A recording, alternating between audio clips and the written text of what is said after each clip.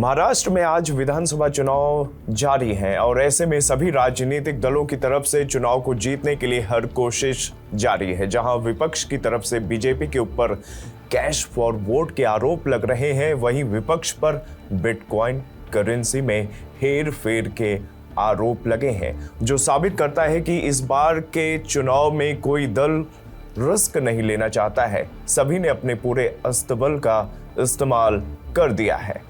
पर क्या आपको मालूम है कि महाराष्ट्र की सियासी लड़ाई वही जीतता है जिसके साथ मुंबई खड़ा होता है। मतलब हम ये कह सकते हैं कि महाराष्ट्र की सत्ता का गेटवे मुंबई ही है, क्योंकि पिछले कई सालों का राजनीतिक इतिहास ऐसा ही रहा है और तभी बीजेपी और शिवसेना उद्धव के बीच मुंबई जीतने की कवायद जारी है। अब बीजेपी और शिवसेना इन दोनों ही दलों को इस बात का अंदाजा है कि कभी मुंबई में कमजोर होते ही कांग्रेस सत्ता से दूर हो गई थी और एनसीपी आज भी महाराष्ट्र के मुख्यमंत्री पद के दावेदार के रूप में नहीं उभर पा रही है। वैसे मुंबई में विधानसभा की 36 सीटें हैं और पिछले सालों का इतिहास यही बताता है कि इन सीटों पर चुनावों में जिसका सबसे ज्यादा कब्जा रहा है उसी ने महाराष्ट्र की सियासत पर राज किया है। इतिहास में जाए तो 80 के दशक में मुंबई में कांग्रेस का सिक्का चला और तब वह महाराष्ट्र की सत्ता पर काबिज रही।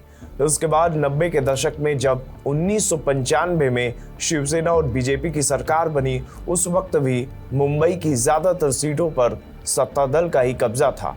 आगे चलकर यही वर्चस्व 1999 के चुनाव में भी रहा और तब कांग्रेस के विलासराव देशमुख मुख्यमंत्री बने। 2004-2009 में जब राज्य में कांग्रेस और एनसीपी गठबंधन की सरकार बनी, तब मुंबई की ज्यादातर सीटें कांग्रेस के पास रही। 2014 में जब बीजेपी अकेले दम पर चुनाव लड़ी, तब मुंबई की ज्यादातर सीटों पर बीजेपी का कब्जा रहा। साथ ही 2019 में भी जब बीजेपी शिवसेना ने मिलकर चुनाव लड़ा, उस वक्त भी मुंबई का मिजाज बीजेपी शिवसेना के साथ रहा। अब इस बार भी मुंबई की 36 सीटों के लिए उद्धव गुट और कांग्रेस मिलकर बीजेपी और शिवसेना शिंदे गुट को जबरदस्त टक्कर दे रहे हैं। बीजेपी और शिंदे गुट भी सत्ता पर कब्जा बरकरार रखने के लिए मुंबई की सीटों पर अतिरिक्त जोर लगा रहे हैं। उद्धव गुट का सारा दारोमदार अपने सघन सांगठनिक ढांचे पर है, वहीं शिंदे गुट उद्धव गुट से टूट कर आने वाले पूर्व विधायकों, नगर सेवकों और पदाधिकारियों पर निर्भर है।